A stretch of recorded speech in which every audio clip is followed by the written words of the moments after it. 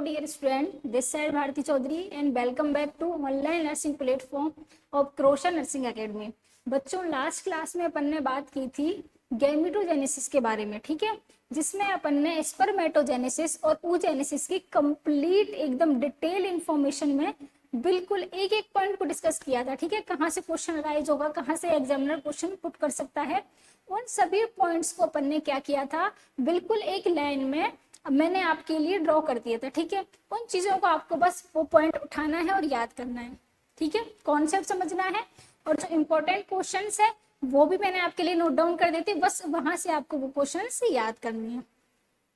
ठीक इसी प्रकार गैमेटोजेनेसिस के बाद नेक्स्ट स्टेप क्या आती है बच्चों, अब गैमेट बन गए तो क्या होगा, फर्टिलाइजेशन होगा, ठीक है। तो आज की इस क्लास में अपन क्या करेंगे कि फर्टिलाइजेशन को समझेंगे कंप्लीट, ठीक है। तो स्टार्ट करते हैं। देखो बच्चों, फर्टिलाइजेशन में जो दो गैमेट यूज में आते हैं, एक तो होता है स्पर्म और एक होता है ओवम, ठीक है। एम आई राइट? एक होता है स्पर्म एंड एक होता है ओवा, और स्पर्म और ओवा दोनों मिलके बनाते हैं आगे जाके क्या, जाइगोट। क्या बनाते हैं बच्चों, जाइगोट बनाते हैं। तो इसी प्रोसेस को क्या बोला जाता है, फर्टिलाइजेशन बोला जाता है, ठीक है। अब एक टर्म आती है जो कि है बेटा इजैकुलेशन।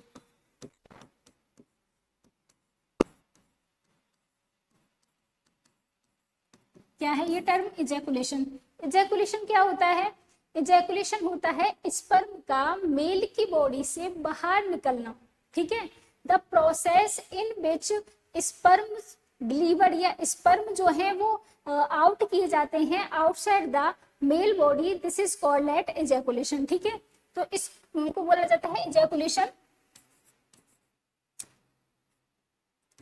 तो outward movement of sperm from male body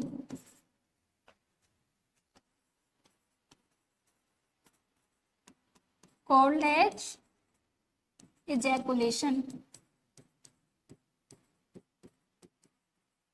ठीक है बच्चों।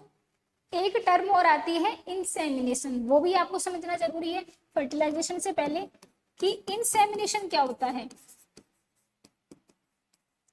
देखो बच्चों, इजैकुलेशन का मतलब था स्पर्म का मेल की बॉडी से बाहर निकलना, इजैकुलेशन।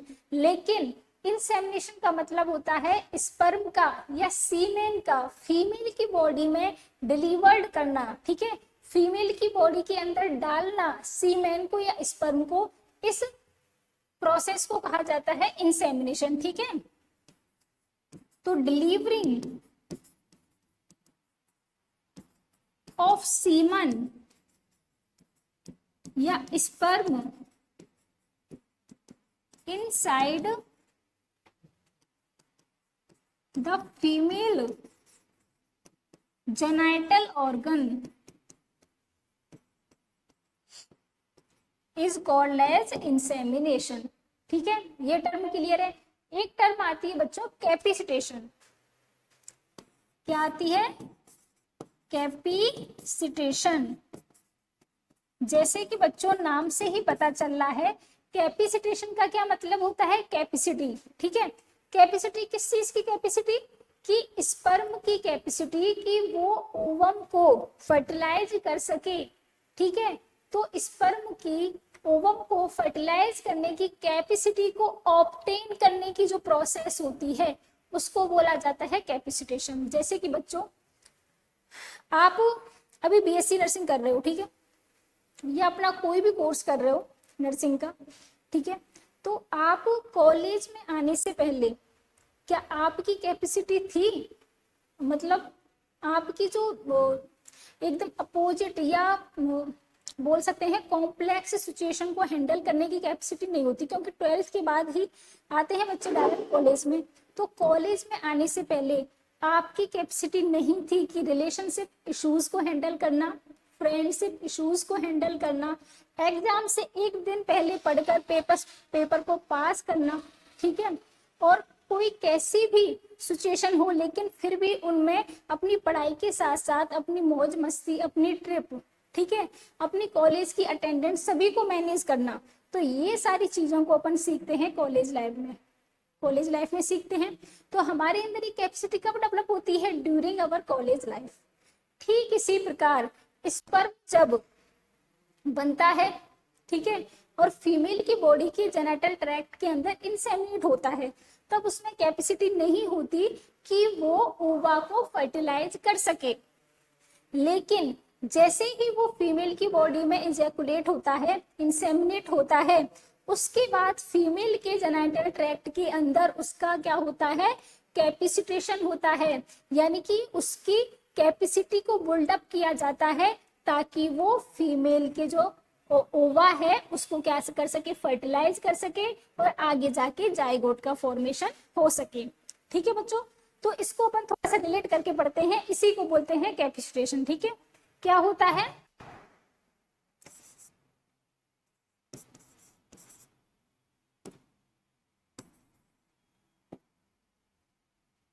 इसमें होता है capacitation, the process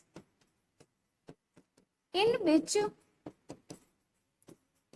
sperm obtained, ठीक है, the process in which sperm obtain the capacity to fertilize, किसको फर्टिलाइज करने की बच्चों? ओवा को। To fertilize the ova and produce zygote, and produce बेटा जाइगोट। ठीक है, तो क्या होता है कैपेसिटेशन?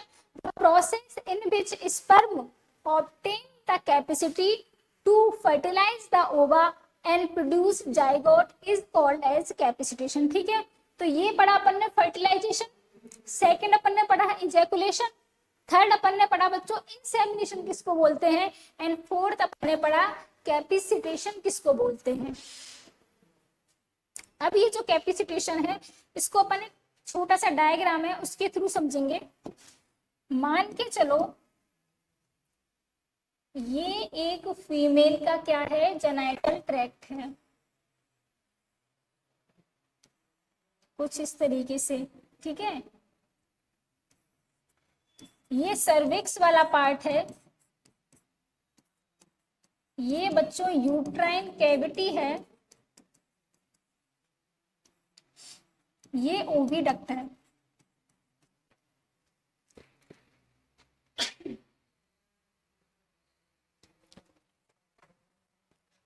ओके बच्चों, ये क्या है?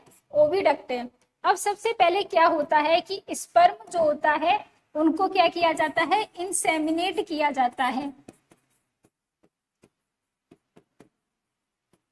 इंसेमिनेट किया जाता है स्पर्म को in the count of millions, यानी कि मिलियंस में स्पर्म को डाला जाता है फीमेल के जेनिटल ट्रैक्ट में, यानी कि सर्विक्स में डाला जाता है।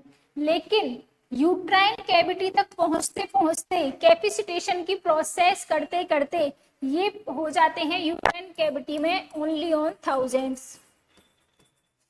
ठीक है, 1000 की संख्या में रह जाते हैं मिलियन से, और यहाँ से जो कैपेसिटेशन प्रोसेस है वो स्टार्ट हो जाता है यूट्राइन कैविटी से। ठीक है, एंड जैसे कि ओविडक्ट में पहुंचता है तो यहाँ पे ओनली और ओनली 300 to 500 जो स्पर्म है वो ही फुलफिल कर पाते हैं कैपेसिटेशन को, कैपेसिटेशन की प्रोसेस को। केवल कितने?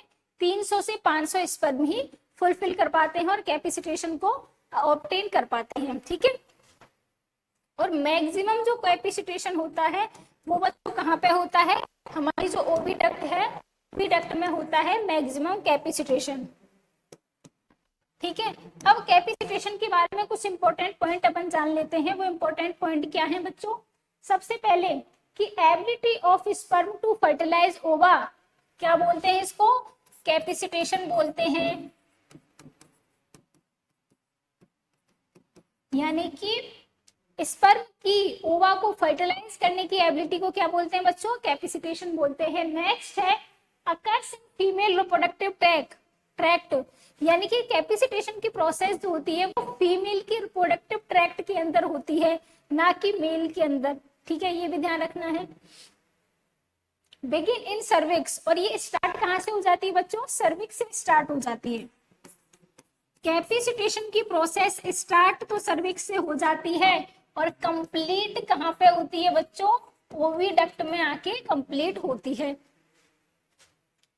अगला पॉइंट है majority of capacitation occur in fallopian tube. अपन ने पढ़ा था ओविडक्ट में सबसे ज्यादा मैक्सिमम कैपेसिटेशन होता है, कहाँ होता है? ओविडक्ट में होता है। ठीक है, अगला है time taken for capacitation is 2 to 6 hour, यानी कि इंसेमिनेशन के बाद 2 से 6 घंटे लगते हैं कैपेसिटेशन की प्रोसेस में इन फीमेल रिप्रोडक्टिव ट्रैक्ट। ठीक है, ये कुछ इंपॉर्टेंट पॉइंट है कैपेसिटेशन के बारे में जो आपको पता होना चाहिए। देखिए, सबसे पहले क्या किया गया है? इंसेमिनेट किया गया है। इंसेमिनेशन का मतलब मैंने समझाया था आपको कि फीमेल के जेनिटल ट्रैक्ट के अंदर स्पर्म को इजैकुलेट करना या स्पर्म को डिलीवर करना is called as insemination, right. जैसे ही स्पर्म जो है इंसेमिनेट हुए फीमेल के जेनिटल ट्रैक्ट के अंदर, यहां से सर्विक्स से स्टार्ट हो जाता है कैपेसिटेशन का प्रोसेस। यूट्राइन कैविटी जो है यहां पर भी चलता है कैपेसिटेशन, और मैक्सिमम कैपेसिटेशन होता है बच्चों कहां पे? ओविडक्ट में आकर। ओविडक्ट में आकर जैसे ही कैपेसिटेशन कंप्लीट हो जाता है इन 2 to 6 आवर, ठीक है, ओविडक्ट के अंदर आकर जैसे ही कैपेसिटेशन कंप्लीट हो जाता है इन 2 to 6 आवर, तो स्पर्म जो है वो क्या हो जाते हैं? हाइपर एक्टिव हो जाते हैं। हाइपर एक्टिवेशन हो जाता है स्पर्म का। ठीक है, हाइपर एक्टिवेशन होने के बाद अगला पॉइंट क्या होता है कि स्पर्म जो है पेनिट्रेट करते हैं क्यूमुलस मास को। क्यूमुलस मास यानी कि जो कोरोना रेडिएटा होता है उसको रप्चर कर कर, कोरोना रेडिएटा को रप्चर करके स्पर्म जो होते हैं वो अंदर एंटर कर जाते हैं। किसके अंदर? जोना पेलुसिडा के अंदर। ठीक है, फिर आगे की फर्दर प्रोसेस अपन फर्टिलाइजेशन में पढ़ेंगे बाय स्टेप। यहाँ पे इस डायग्राम के थ्रू बस इतना ही समझिए आप। ठीक है, कैपेसिटेशन होने के बाद हाइपर एक्टिव हो जाते हैं स्पर्म और वो कोरोना रेडिएटा को पेनिट्रेट करके जोना पेलुसिडा के अंदर चले जाते हैं। अगला बच्चों अपन पढ़ेंगे प्रीमोर्डियल फॉलिकल क्या होती है। देखो,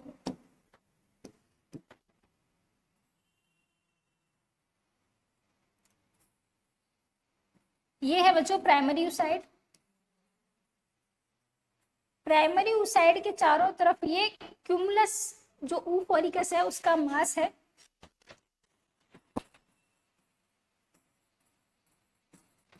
ये कुछ कोरोना रेडिएटा है। ये है बच्चों फॉलिकुलर सेल्स।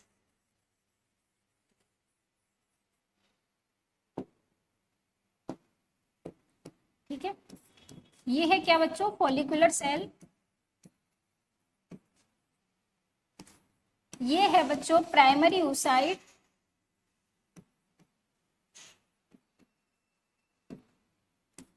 ये है कोरोना रेडिएटा।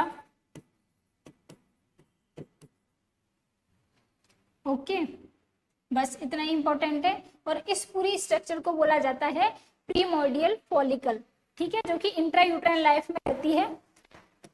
आगे जैसे ही पुबर्टी आती है, पुबर्टी आने पर ये प्राइमरी जो प्रीमोर्डियल फॉलिकल है कन्वर्ट हो जाती है सेकेंडरी फॉलिकल में, जिसके अंदर होता है सेकेंडरी oocyte, और ये जो है मियोसिस फर्स्ट के डिवीजन के कंप्लीट होने के फलस्वरूप बनती है। ये सबसे बाहर की तरफ है बच्चों फॉलिकुलर सेल्स। ठीक है, ये है इसमें सेकेंडरी oocyte। ये वाला पोर्शन जो होता है इसको बोला जाता है कोरोना रेडिएटा। ये है विटेलाइन मेम्ब्रेन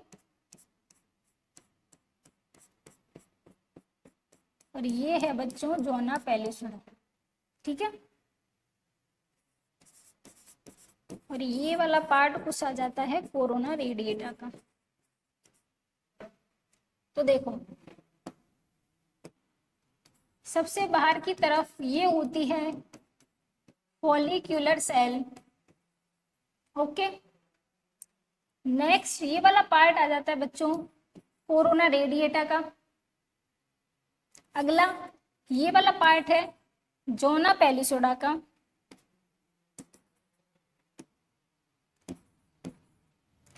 ये वाली जो मेम्ब्रेन होती है इसको बोलते हैं बच्चों विटेलाइन मेम्ब्रेन।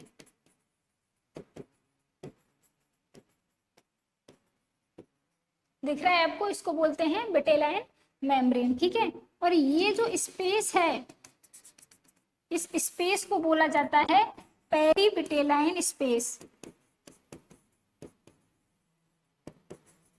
क्या बोला जाता है बच्चों? पेरीविटेलाइन स्पेस बोला जाता है, ठीक है। और ये जो है इसको बोला जाता है ऊप्लाज्म। ऊप्लाज्म ऑफ किसका ऊप्लाज्म है? ये सेकेंडरी oocyte का, and this is called as oocyte। कौन सी? Secondary oocyte, okay. तो ये कुछ स्ट्रक्चर होती है किसकी? सेकेंडरी फॉलिकल की। जैसे ही सेकेंडरी फॉलिकल होती है उसके बाद फर्दर नंबर आता है, ये सेकेंडरी फॉलिकल कंप्लीट डेवलप हो जाती है और कन्वर्ट हो जाती है बिल्कुल ग्राफियन फॉलिकल में। ग्राफियन फॉलिकल में अगर आप देखोगे तो सबसे अंदर की तरफ होती है oocyte, और ये oocyte कौन सी होती है बच्चों? सेकेंडरी oocyte होती है। इसके चारों तरफ ये जो है इसको बोला जाता है जोना पैलिसोडा। जोना पैलिसोडा के बाहर की तरफ जो कवरिंग होती है उसको बोला जाता है कोरोना रेडिएटा। ये जो मास होता है इसको बोला जाता है क्यूमुलस ऊफोरस का मास।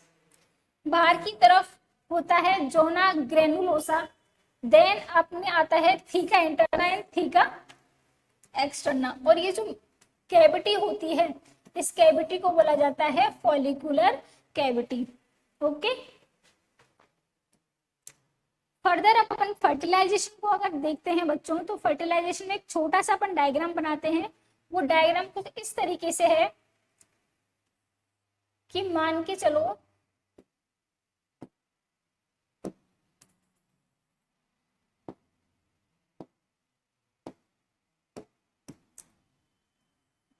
चलो ये वाला पोर्शन जो है वो किसका है?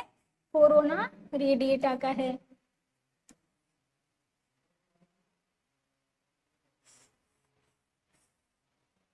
ठीक है, इसके अंदर की तरफ ये है सेकेंडरी oocyte,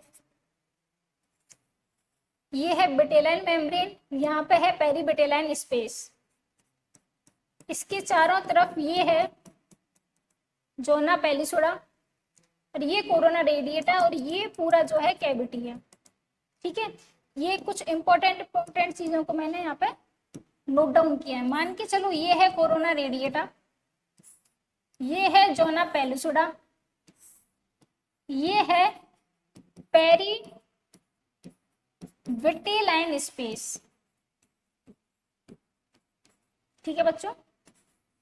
और ये है बच्चों सेकेंडरी oocyte, ओके। ये क्या है? सेकेंडरी oocyte है, ठीक है। अब देखो फर्टिलाइजेशन में क्या होता है कि ओव्यूलेशन हुआ, ओव्यूलेशन होने के बाद क्या निकलता है? सेकेंडरी oocyte निकलती है बच्चों। सेकेंडरी oocyte निकलती है तो ये सेकेंडरी oocyte कहाँ पर जाती है? पॉलीडक्ट के जो एम्पुला वाले रीजन होता है वहां पे आ जाती है, ठीक है। ये वहां पे सिचुएटेड। कैपिसिटेशन होते होते स्पर्म कहाँ पे पहुंचते हैं? लास्ट में ओविडक्ट में पहुंचते हैं। ओविडक्ट में जो स्पर्म पहुंचते हैं कितनी की संख्या में पहुंचते हैं? 300 से 500 स्पर्म जो है यहाँ पे पहुंचते हैं इस तरीके से, और चारों तरफ अटैच हो जाते हैं किसके? इस सेकेंडरी oocyte होती है, इसके चारों तरफ इस तरीके से अटैच हो जाते हैं। अब होता यह है कि सबसे पहले जो स्पर्म होते हैं वो उनके एक्रोसोम में एक एंजाइम प्रेजेंट होता है, उस एंजाइम को बोला जाता है हाइलोरोनिडेज एंजाइम। ठीक है, और ये जो प्रोसेस होती है, ये रिएक्शन होती है, इसको बोला जाता है एक्रोसोम रिएक्शन। क्या बोला जाता है बच्चों? एक्रोसोम रिएक्शन बोली जाती है। क्या बोली जाती है? Acrosome reaction. एक्रोसोम रिएक्शन में क्या होता है कि हाइलोरोनिडेज, ये जो हाइलोरोनिडेज एंजाइम होता है ये रिलीज होता है बच्चों, किससे? स्पर्म के जो हेड वाले पार्ट में जो एक्रोसोम होता है वहां से रिलीज होता है, और रिलीज होने के बाद ये क्या करता है? रप्चर करता है कोरोना रेडिएटा को। ठीक है, अब कोरोना रेडिएटा रप्चर हो गई तो ये जो स्पर्म है वो पहुंच जाते हैं कहां तक?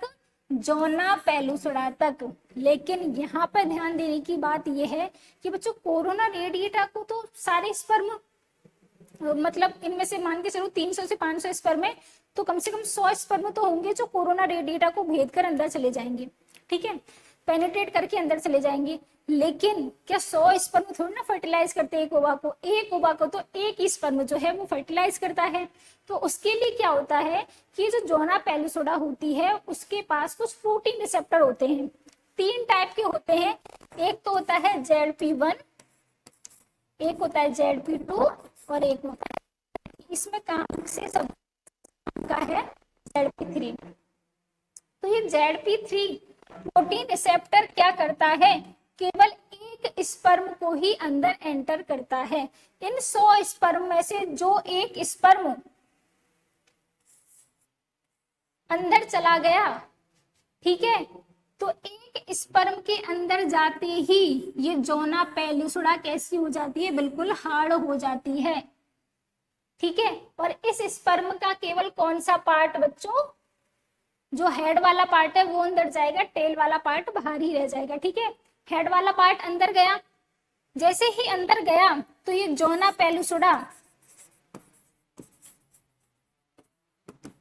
कैसी हो जाती है? एकदम हार्ड हो जाती है।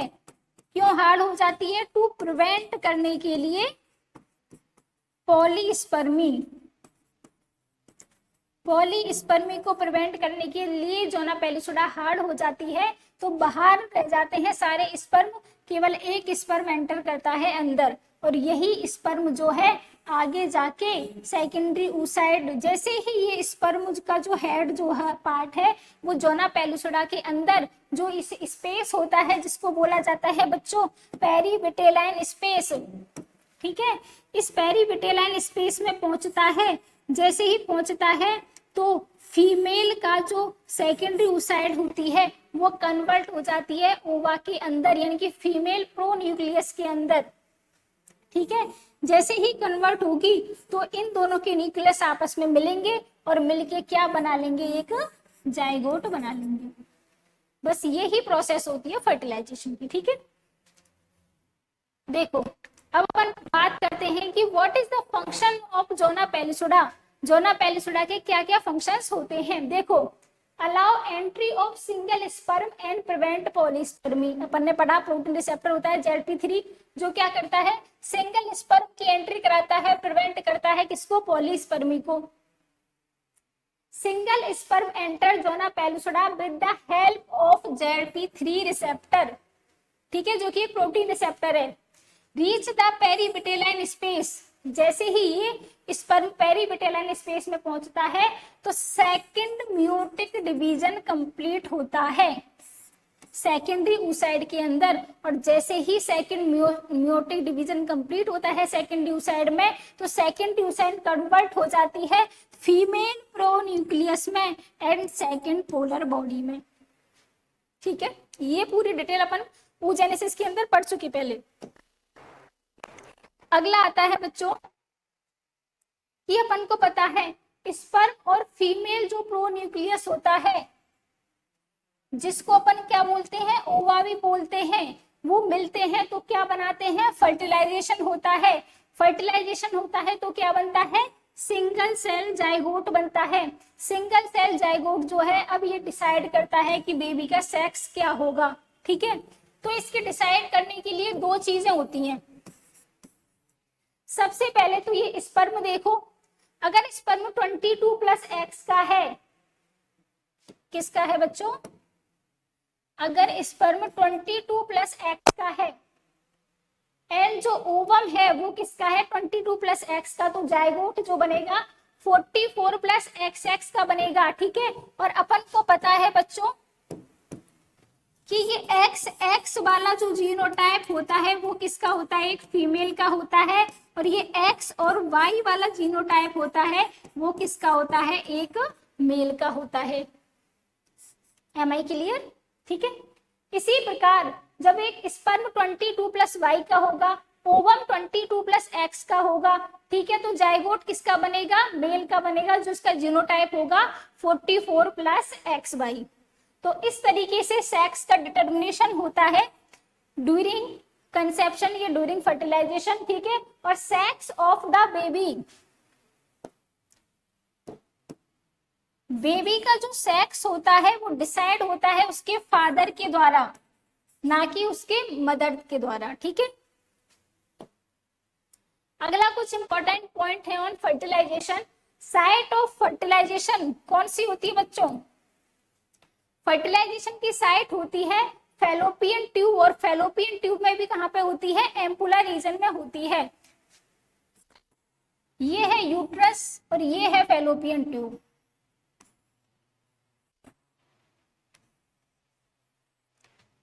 फैलोपियन ट्यूब का ये लास्ट वाला पार्ट जो होता है इसको बोला जाता है फिम्ब्रिक, ये वाला पार्ट होता है इनफंडिबुलम, और ये सबसे ब्रॉड वाला पार्ट जो होता है बच्चों ये होता है एम्पुला वाला पार्ट। और ये जो एम्पुलरी रीजन होता है ये जो होता है इसको बोला जाता है फर्टिलाइजेशन।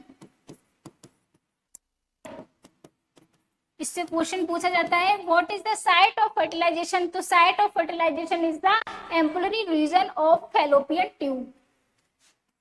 एंड ये वाला पार्ट जो होता है इसको बोला जाता है इंटरस्टिशियम, ठीक है। ये कुछ चार पार्ट होते हैं किसके, फैलोपियन ट्यूब के। अब देखो साइट ऑफ फर्टिलाइजेशन क्या है, एम्पुला ऑफ फैलोपियन ट्यूब, याद रख लेना बिल्कुल इसको। जाइगोट फॉर्म होता है कहाँ पे, एम्पुला में फॉर्म होता है। आफ्टर 30 आवर यानी 30 घंटे बाद जाइगोट का क्या होगा, जाइगोट जो है वो कन्वर्ट होगी 2 सेल की स्टेज में। अब ये 2 सेल की स्टेज जो है वो कन्वर्ट हो जाती है फिर बच्चों 4 सेल की स्टेज में, जिसको बोलते हैं ब्लास्टोमियर।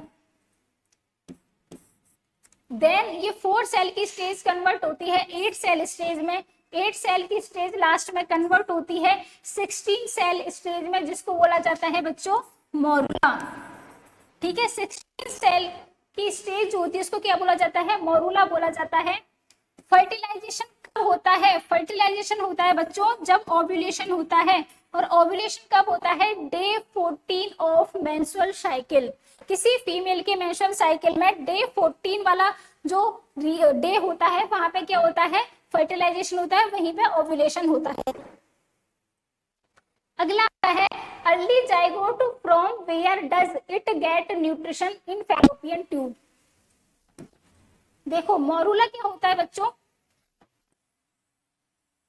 इस तरीके से 3 4 5 6 7 8 9 10 11 12 13 14 15 एंड 16, ये जो सेल स्टेज होती है इसी को बोला जाता है क्या, मोरूला, राइट। अगला आता है जो ये अर्ली जाइगोट बनता है, तो इसको न्यूट्रिशन कहाँ से मिलता है, ये भी क्वेश्चन पूछने को आया है। क्वेश्चन है कि देखो फैलोपियन ट्यूब जो होता है उसके 3 सेल होती हैं, ठीक है। कौन सी होती है, तो सीलेटेड कॉलमनर सेल होती है, एक सीक्रेटरी सेल होती है, और एक होती है पैग सेल, ठीक है।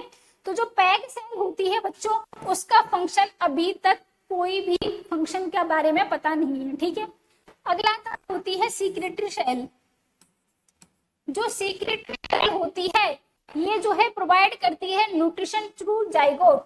जाइगोट को न्यूट्रिशन प्रोवाइड करने का काम कौन करती है? Secretory cell of fallopian tube.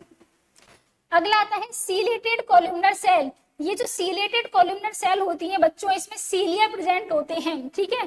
सीलिया क्या करते हैं? जाइगोट को मूव करते हैं टुवार्ड्स यूट्राइन कैविटी, जिससे कि इम्प्लांटेशन यूट्रस के अंदर ही हो, फैलोपियन ट्यूब के अंदर ना हो, टू प्रिवेंट करने के लिए एक्टोपिक प्रेगनेंसी। अगला आता है मोरूला का स्ट्रक्चर अपन पढ़ चुके पहले ही। कुछ क्वेश्चंस हैं बच्चों। क्वेश्चन क्या है? Till how much time will morula remain in fallopian tube? Fallopian tube में फर्टिलाइजेशन के बाद मोरूला कितने दिन तक रहता है? तो 3 दिन तक रहता है फैलोपियन ट्यूब के अंदर मोरूला। अब जब ये मोरूला 3 दिन तक फैलोपियन ट्यूब के अंदर रहेगा तो इसको सर्वाइव करने के लिए न्यूट्रिशन जो है वो कहाँ से मिलेगा? फैलोपियन ट्यूब की जो सीक्रेटरी सेल्स होती हैं वो देती हैं इसको न्यूट्रिशन।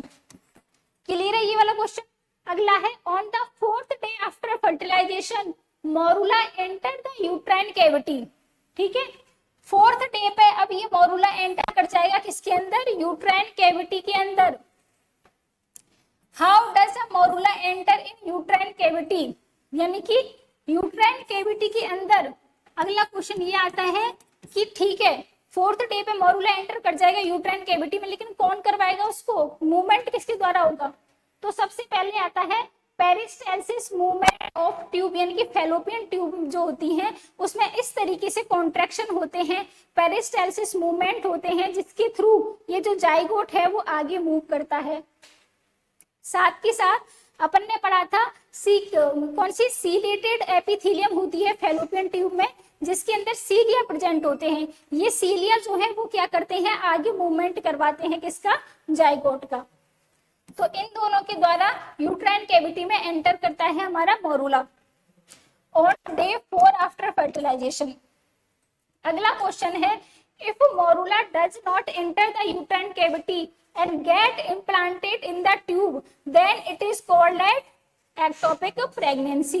यानी कि क्वेश्चन ये पूछा गया है कि अगर मोरूला यूट्राइन कैविटी के अंदर एंटर नहीं कर पाता, ठीक है, और उसका जो यूट्राइन कैविटी के अंदर एंटर नहीं कर पाता, उसका इम्प्लांटेशन यदि फैलोपियन ट्यूब के अंदर ही हो जाता है तो इस प्रोसेस को क्या बोला जाता है?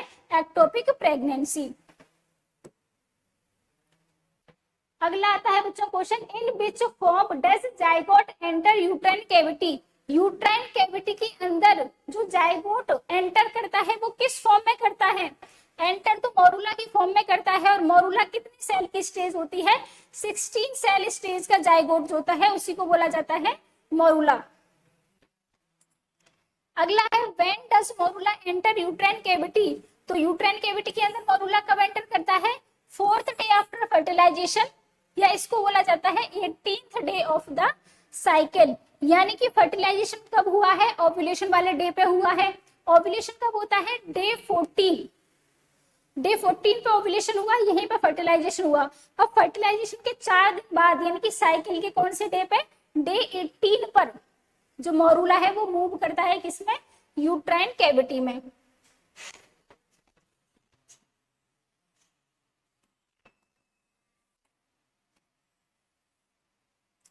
यहाँ पे है बच्चों क्या? ये जाइगोट है। जाइगोट किस स्टेज में? यहाँ पे मोरूला की स्टेज में है, जो कि क्या है? 16 सेल स्टेज है। ठीक है, ये 16 सेल स्टेज क्या करता है? यूट्राइन कैविटी में एंटर करता है डे 4 आफ्टर फर्टिलाइजेशन।